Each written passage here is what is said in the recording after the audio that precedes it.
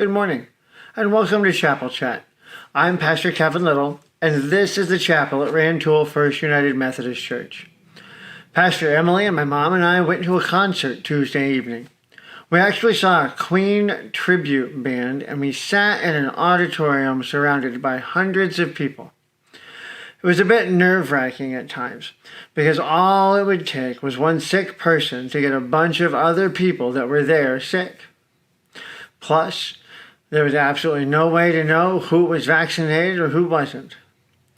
Emily had a moment of panic as we started to find our seats, and I'll admit to being incredibly uncomfortable at first.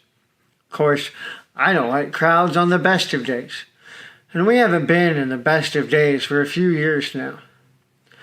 But with all of that going through our heads, one thing occurred to me.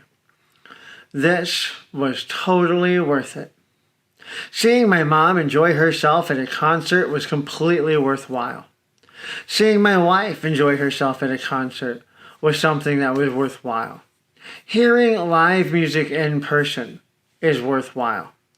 Now, don't get me wrong. I believe that many of the things that we've done to try and get COVID under control were absolutely necessary. But there are certain experiences that we need to make sure that we preserve, and seeing live music is one of them. Now, sure, I'd prefer to have had a bit more distance between me and the girl that kept bumping me with her elbow, but I don't want that under any circumstances. And yes, I'll probably pick and choose my concert experiences carefully going forward, but I already pretty much did that before. I haven't been to a ton of concerts, but I've always loved the experiences that I've had. If you've ever been to a concert, whether that's rock or country or hip-hop or classical, can you imagine having your kids or nephews or siblings or grandkids or whoever not ever have that experience? The band started up and they said how great it was to be performing live music in front of a live audience again.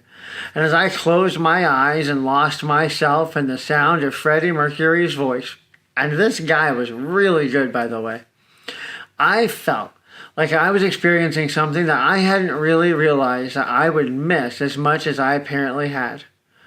We're living in a world where concerts like this are risky. No argument about that at all. But preserving live music and the ability to experience live music is also incredibly important. As much as I might love to listen to a recording of the Berlin Philharmonic, I know that being in their presence in an auditorium would be a radically different thing. The same thing applies to church. Most churches have been open pretty steadily for about a year now, but many people have not returned to live church. Facebook is great. I don't know how we would have gotten through the past 2 years without it. But as much as we try to make it engaging, it isn't the same as being at church in person. You can't properly duplicate it. No matter how good we do, the organ won't quite sound the same. You don't get the experience of hearing the congregation singing along with you, slightly out of tune, to all your favorite hymns. You can't smell things through the screen. That could be good or bad. You can't look around at anything other than what we show you. You also miss out on the potential hugs or handshakes or fist bumps or whatever contact you might welcome. You can't get bumped by your neighbor as they shuffle past you in the pew if you're sitting at home. I mean, your kids or your pet might distract you, but because you can pause the service and come back to it, that sense of frustration that you feel in that moment isn't the same even. Even that has changed.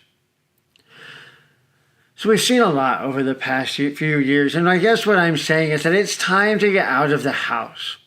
Maybe you go see a movie.